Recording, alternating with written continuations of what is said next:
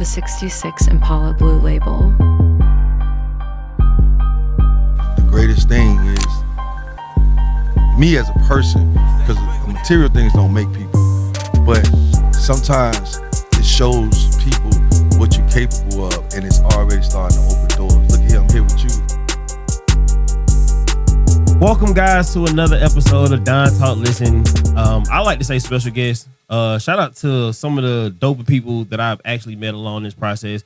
This man has been in my life since before I can remember. I don't remember meeting him. You know how you know somebody so long you don't remember meeting them? This one of them people. This one of the people who've been in my life my whole time. And if you ever from Atlanta, you call people your uncle who've been around for a long time. So they're my Uncle K right here. And he has put this most amazing vehicle that I have ever seen. And I don't know if y'all seen the episode with my dad, but my dad said he had over 1 million cars. I don't know if y'all seen the episode, but go check the episode out with my dad. And this one of the cars right here. Y'all see this car right here? This is my uncle car right here. This that 60, it's 65. 66 Impala, all custom. We're going to talk about it on this show. We're going to talk about the whole idea. We're going to talk about the whole concept. But Uncle K, man, what's up, man? How you doing, man? How you doing? It's good to see you, man. It's good to be here.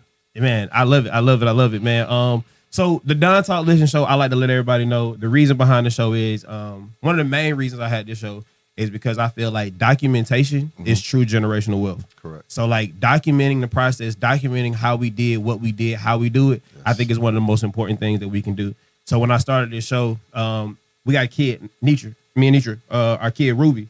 I was thinking, what is something that she can go back and look at, and if she ever wanted to do anything, she shouldn't have to start from zero. Correct. She shouldn't have to go. If she want to build cars, she better be able to call Uncle K. She better be able to call my dad. She want to do hair, she better be able to go call Ty. She better go call her mama. She better be able to have documented or seen somebody that was on my show that should be able to help her out through the process. So that was my main reason of documenting my entire network.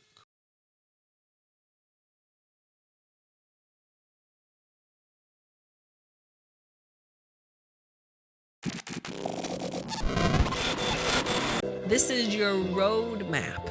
This is your roadmap to show you how to get your affairs in order, and just as importantly, how to help your loved ones get their affairs in order too. It's really important that we take the time to make sure that our families know where our important information is and that they do the same thing for us. So to learn more about the Legacy Life Organizer, please go to legacylifeorganizer.com.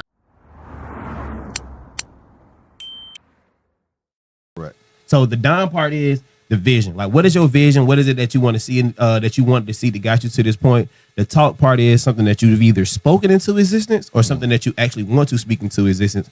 And then the listen part is some piece of advice or anything that you heard along the way that might have helped you. But let's just start off with how you doing today, man? Doing awesome, man. Man, doing you came up here from, you in Miami now? Yeah, well, actually, I live right outside of Miami. I was born and raised in Miami, but I live right outside of Miami in a little small town called Miramar.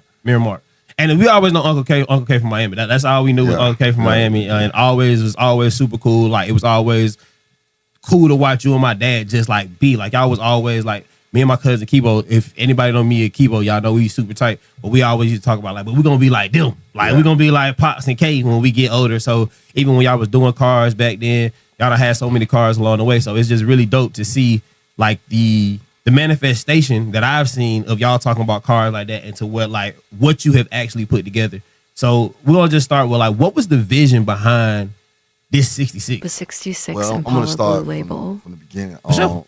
What I want to say is that your dad is the one that inspired me. Now, growing up in Miami, we always had some sharp cars. There's always been, guys that do cars from like interior, paint. Down south, we really known for paint. But, coming up here, hanging out with your dad, getting to know him and see how he was with cars is what really inspired me to do my own. And, I saw this car like 25 years ago. I saw this car and I really didn't have all the money to buy. I was going through a transition in my life, and I God bless her soul, may she rest in peace. I went to my mom. I was like, Mom, this person want $1,800 for this car. And she was like, well, what you need? I'm like, I need $900. So she wrote me a check, and I went and purchased the car. Me and a young lady that was selling the car, we had to do some negotiations. And so I went and purchased the car, and I tell you, it didn't get like that the first 5 years. And then I did some things, but every time I took it to somebody, it seemed like I just kept like it wasn't to my liking. No, for sure. Yeah, because I've seen him go through cars. Yeah. yeah. So the whole premise of building a car is you're gonna do things, and you might have to scrap it and start all over again. And that's what I really, I lost money dealing with some body shops, and but I promised myself, I paused it. I said, man, I'm not gonna touch this car. I'm not gonna do nothing to this car until I find the right people to take it there. So how did you just not like I'm gonna start over and do a whole other car? I'm gonna start with a different project. What made that car so special? Was it that mom's? Yes. Okay. Yes. That is the connection. This car? Yes. This 66. The 66? Yes. Okay, so mom's helped get that one. Yeah, she helped me get that. So, I've had some car. This is my first like old school car. But I always wanted one. Always wanted to put one together. Was that car white? No, it was green. Okay. It was green. So, I kind of just waited. I waited, and once I got the car, I had them do some work. I had a body shop do some work. Man, they put so much Bondo on my car, man. It was like a layer of another car. Yeah, because your dad had put together this LTD, a brown one. Oh my God. Heard about this car. I remember it vaguely. I was little. Man, listen, let me tell you something. And he did the body work. And I remember just talking to him about body work. I mean, we used to be up late at night just talking about body work. He was always say, Kay, listen, man, if anybody doing some body work for you, man, they gotta block it. They gotta, they gotta work it. They can't just, slap some paint on it. It ain't the paint, it's the prep, it's the body work. And that stuck with me. And in the course of life, I ran across somebody that know what they doing. And that's where I put my 10 up at. I say, okay, it took me 2 years to actually get my car in the shop. So I'm gonna pause it right there. I ain't gonna go no further. No. Spit Okay. it. Like you good. Okay, so I was my house, right? So long story short, in the back of my house, I have a lake. Okay. So with the lake, like ducks can walk up into my patio area, so it needed to be screened in. So I don't forget how I met this, got this man number, but he screened in patios. Okay. So I called him, and he came to my house. And when I opened my garage, I had the 66 sitting there. It was just sitting. I wasn't doing nothing with it. It was just sitting in the garage. So he said, when he seen the car, before he even said hello, he said, "Hey, what you gonna do with that?" And I'm like, I'm gonna restore it. And he was like, "Okay, let me go check the job out. But when I come back, I'm gonna give you a number, and I want you to check these people out." So he did just what he said he was gonna do. He measured up and everything. When he came back out, we talked a little bit. He gave me this number. He said, "I want you to go check them out." So I just took the paper that he wrote the number down, put it in my wallet. One day I came in from work. And this is about a year later. Dang. Maybe about 8 months, 9 months later. 'Cause I just had my daughter. I just had my daughter. She 14 now. So long story short, a year later I came in, looked at the car. I said, man, let me call these people. So I finally called them. First I couldn't get them on the phone because they always in the shop. Most shops you can't get people on the phone. But one particular day I got him on the phone. He answered the phone, and I got his address, and I went to the shop. He was working on a 55 Bel Air. I don't know what that is. Go look at that car. With the trimming on that car is probably one of the best trims or cuts on the car that I think I've ever seen. But like, he was working on this car, Don, and I tell you, you can call me Jay. It's okay. You can call me Jay. You can. I see you. Just you call me Jay. But man, it looked like marble. It was candy apple red. Man, you talking about it looked like marble. And I couldn't stop looking at it. And then when I went to the back of the car, me and your dad used to always talk about wiring. man, he had this car wired up so clean and so neat. So I said, man, I kept looking around. He had a 57 at the time. His 57 was inside. He had like a little garage inside his office. His car was sitting inside his office. But I looked at his car, looked at some stuff, and I left. Kept putting the plan together, and then one day I came back, and this was maybe another year later. I came back, so it was a 2-year process of me actually getting my car inside his shop. And shout out to Ivan, Elite Autoworks in Miami.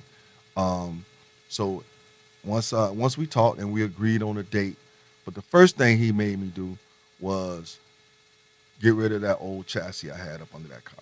And that's what I really wanted to get down into, because for all the car builders and those people who really into cars, like I want to know, I heard you explain it a little bit yesterday, but can you give me that in detail? I feel like you was about to go there, and I don't want you to stop, because I feel like you're going to pause it because you feel like I ain't asked you the question. Correct. But you're doing it exactly the way I needed to be done. So don't try to pause on it. But like break down, if you can, and you ain't got to go all every bucket, because you ain't got to, because I know you ain't gonna have time to tell them about that thing, how you move it in the back or in the front, or you know how you move where the wires at in the back. Okay, you ain't got to go in that deep. Okay, but like tell us what, because this car is, you explained it to this kid yesterday who we was outside. I'm shooting a drone shot for him, and we couldn't really shoot because people kept walking up to us on the car. Like everybody is like, I'm like, y'all stop walking up because I'm trying to shoot this car.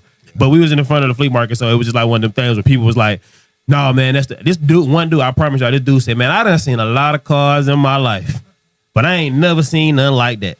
And I just want to say, like, down to he got Tesla door handles on this thing. Like, that pop out. Like how the door handles pop out on a Tesla. The door handles pop out like a Tesla on this thing. Like very discreetly. Like, how do I get in? I don't know. I just got to rub on the door. I don't know how you get in the car. You don't know, like, do I close it back or does it close itself? But nah, can you give us like some of those intricate detailed pieces, especially starting with the chassis? All right. So, well, at first I was trying to save money. I wanted to keep my chassis. And he basically told me, look, I can make this chassis almost like, like new, but it's old metal.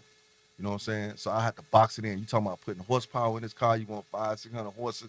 He said, listen, you got to box the chassis in, else your car gonna be riding sideways. You know what I'm saying? By hitting the power in the car. So once I thought about it and he put the numbers together, he crunched some numbers. He says, this is what I could do for you for a chassis, and this is what it's gonna cost you to redo your old chassis. So he said, what you're gonna get with the new chassis, you're gonna get a racket pinion, you're gonna get top-notch, all new metal. All right, it's gonna be up to date. You're gonna get the ride height you want. Okay. You're going to get a 4-link rear end, so rolling chassis. So the company that I got chassis from is Art Morrison. Okay. They're out of Oregon, Portland, Oregon. And so I went with the chassis. Okay. And I'm glad I did. So it's Corvette C6 suspension. Corvette C6 suspension on a brand new chassis. This is a K model. This not even a real. This not no other chassis. This is a K chassis. And just to be clear, they had never done a chassis for a 66. They had to measure again my body on how that chassis was going to sit on my car, because normally they do Camaros, smaller cars, Corvettes. They might have one for like some Impalas, but not no 66. Yeah. So once he got the proper measurements, mind you, he had to cut out my whole floor of the car. Okay. This is a whole new car. This is not a 66. No, it's not a 66. This is, I would say, a 2020.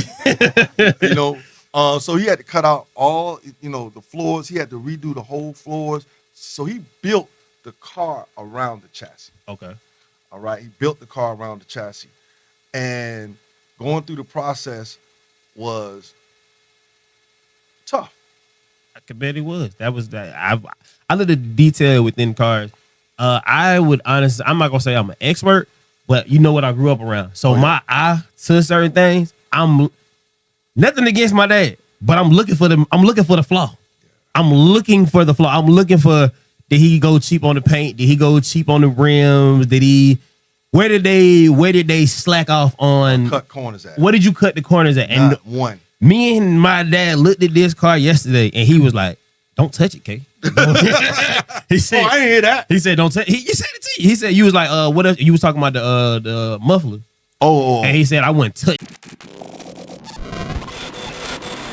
Are you looking to record your podcast just like I'm doing right now, man? You should definitely tap in with the Success Center and Thornton Media Group right here in College Park, well, East Point, right here in Atlanta, not too far away from the airport. Y'all should tap in. We got a couple different setups, and we can definitely get you all the things you need when it comes down to starting your podcast. So tap in and click this link right here. This car. Oh, yeah. Oh, okay. Yeah. He said I wouldn't do nothing. Yeah. I mean, but give us some more of the custom on it. Like if some of those custom things that I talked about the doors. What's something else custom on the car that you just feel like you're not gonna see on any other 66? The lower brow on the car, the front lower brow where the fog lights go at. That's one of my favorite customization of the car because he had to split that in half to make it longer to put some GTO different style fog lights in there. Lights is crazy. Park lights. So that's another custom. The fender wells. The fender wells are super custom. Everything that's laid out around the cover up, the radiator, all that's custom built. I mean, the car is just, and when I try not to, because I spend a lot of money. No, for sure. I try not to really. Do you know the total? Huh? Do you know the total? I lost count. I ain't gonna lie. Do you know do we got a roundabout? If somebody was to say, "Hey man, I want to duplicate," I mean, because you had some mistakes, so even if you were to redo it, you wouldn't even have to spend certain money, right? Well, yeah, but I don't like talking about the number because, it's just, I just don't like talking about the number. For sure. But I would tell anybody that's listening, this stuff ain't for everybody, and it don't come cheap. I put my whole life into building that car for a minute, and I questioned it going through the process. But I also want to say this: I never thought in a million years that I would be sitting here across from you, interviewing me about this car that your dad inspired me to build over the years. And he and I hadn't talked for over 20 years, but he was living in my head as I was building that car. And I cut no corners. But the car is just an amazing car. I took it to Rick Ross. They went crazy over the car at Rick Ross show.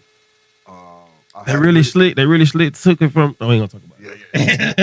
It's all good because one thing about it, the real gonna stand up. No, for sure. And it's a real build. When you start from the chassis and come all the way up like we did, it's gonna stand the test of time. And some of the other customizations about the car, it's just the body lines. I mean, this guy took this car for 3 months and blocked it. And when you speak on a block, you use that term a couple of times. What does that mean to the people who don't know? Well, when first of all, we took it all the way down to the metal. Okay. So when you take a car all the way down to the metal, it's gonna have some warps. Yeah. It's not gonna be perfect. 65, that car a little.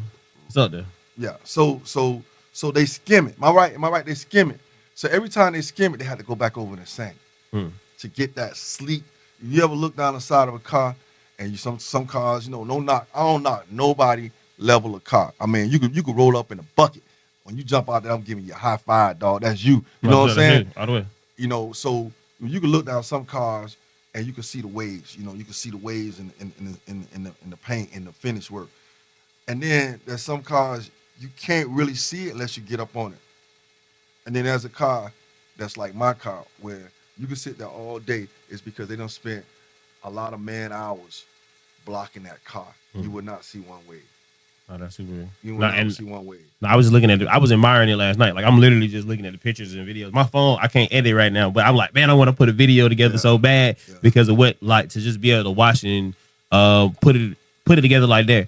What made you go the Blue Label way with it? Why? What was the concept? Because I don't like when y'all see this car for real. Y'all make sure y'all follow him at Blue Label underscore Underscore 1966. yes. So make sure y'all go follow that. Go actually look at this car, because what he's actually done with this vehicle is like I just no other, like down to the BL in the wheels, down to the super fire. Great job on the engineer. Shout out to my engineer. Okay. Shout out to the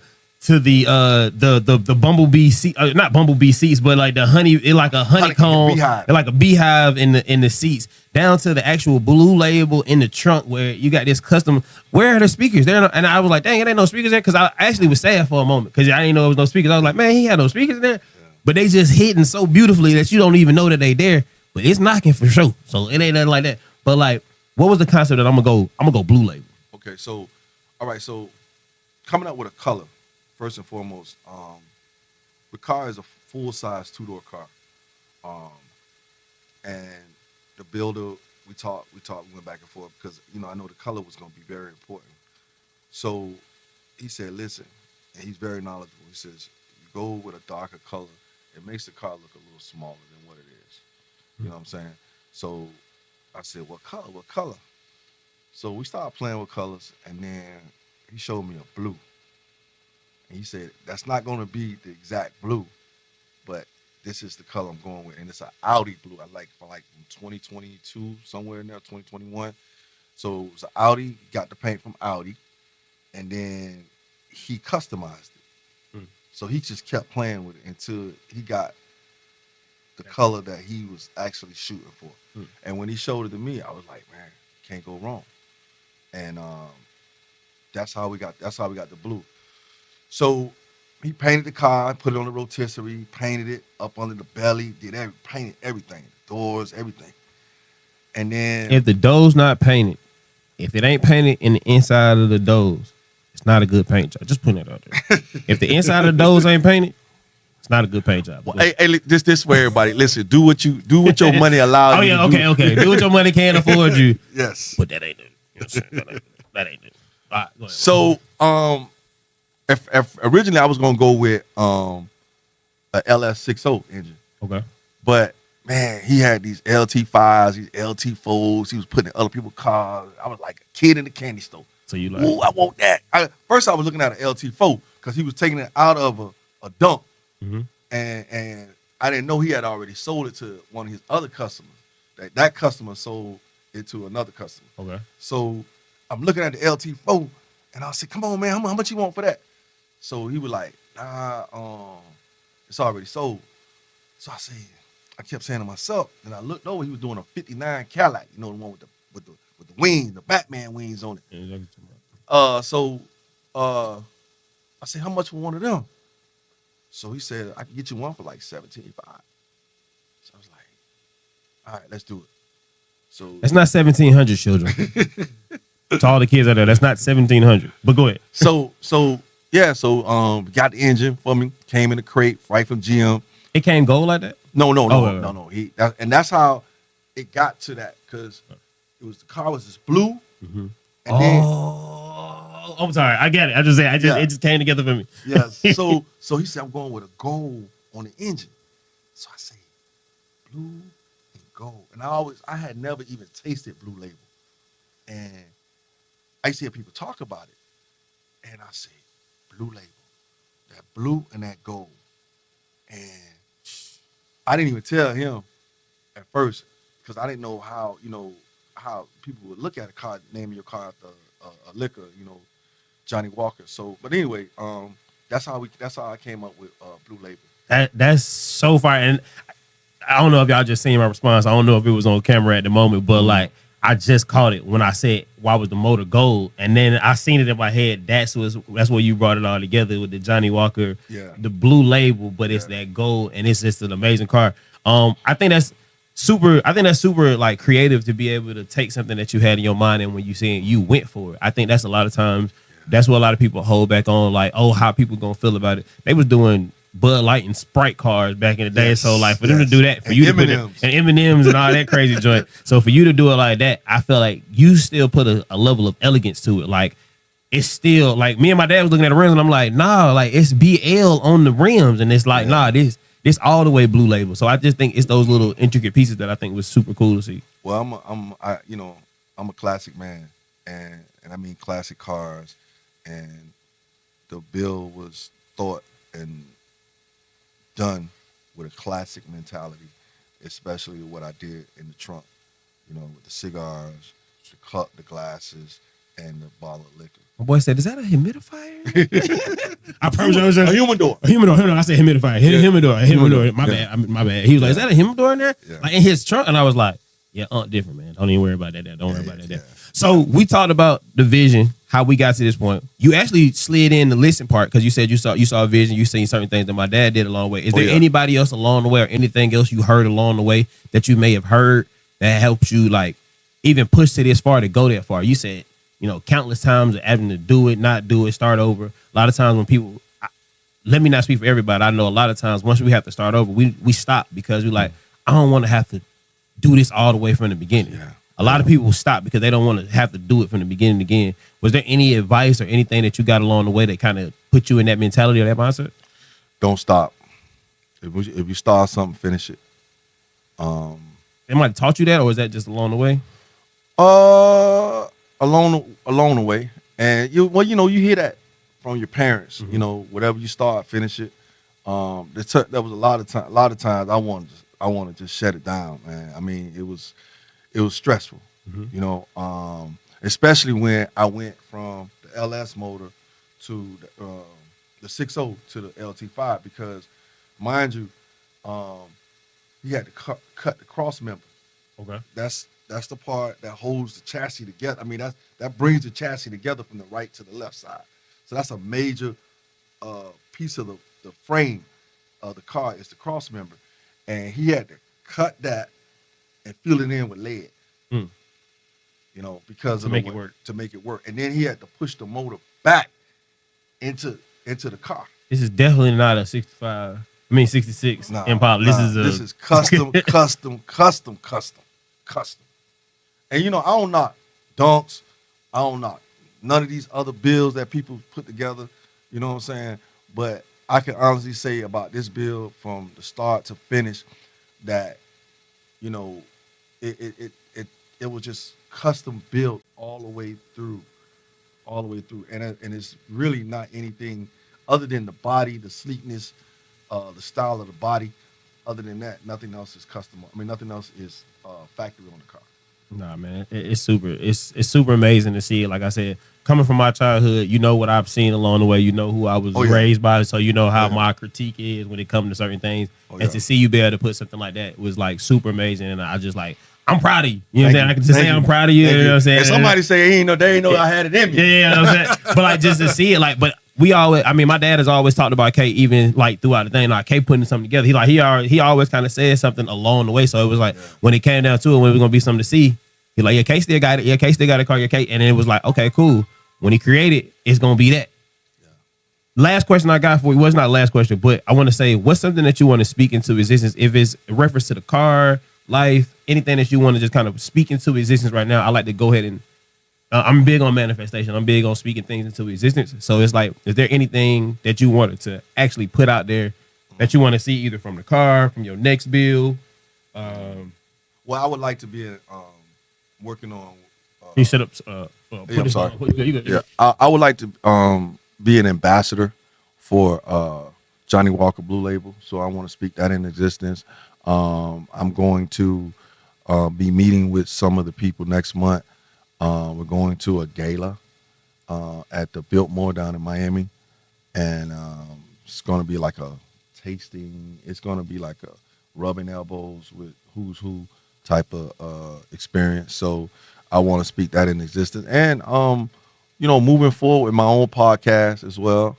Not just talking about cars, but sports, and I also am considering getting into building houses. We talked about that. For sure. Buying property and building houses and stuff. But things take time, and I'm here for it. No, for sure. I always love to say, like, to watch. The whole basis of my show is to really show the people who actually do the things that they say they was gonna do. You put an amazing vehicle together, like to see this car to see somebody to like I keep going back to my dad, like to see him go through and do certain things and to see what you have put into this. I can't say I know that what it took, but I know that it was a different level of effort to get something like that. So it's just super inspiring to see somebody who I personally know to say, no, I can touch this. This is something that my folks put this together. Like he really took his time and did this. So like I'm super appreciative for you to bring that, to even let us come see it. You pulled up at my grandma's house, like it's just nothing, and it's just like you pulled up with that, and it's just like I appreciate that. Even to see my dad have a friend for that long, to be able for them to connect on that, I think that's super big. And I just want to say, like, I appreciate you for being a great friend to my dad, to being a great aunt to me, like just always just being who you are and being an example of who you are, and just showing that through what you've created. So I just want to say I appreciate it. I don't know if you have anybody who you might could suggest to come to the show, send them to the city, you know what I'm saying? But if there's anybody who you would put on the show, do you know off the top of the head who you would get to come to the show? Wow. Matter of fact, I got a lot of people. I can't think of nobody off the top of my head, but this is definitely not going to be the last time. For sure. I'm definitely going to reach out and probably fly up next time. Oh, for sure. To get on the podcast. But I also want to say this, that with the car, the blue represents, on Blue Label, the blue represents the color of the car. The gold represents the engine and the wheels, and the liquor represents the interior. The official game of the Don Talk Listen Show, man. Y'all make sure y'all go tap in with Locked In. Come get locked in with the Locked In, or you're going to be locked out. Y'all make sure y'all tap in. Keep watching this episode and watch the next episode, too. We love y'all for supporting. Y'all have a great day on purpose, or at least do better.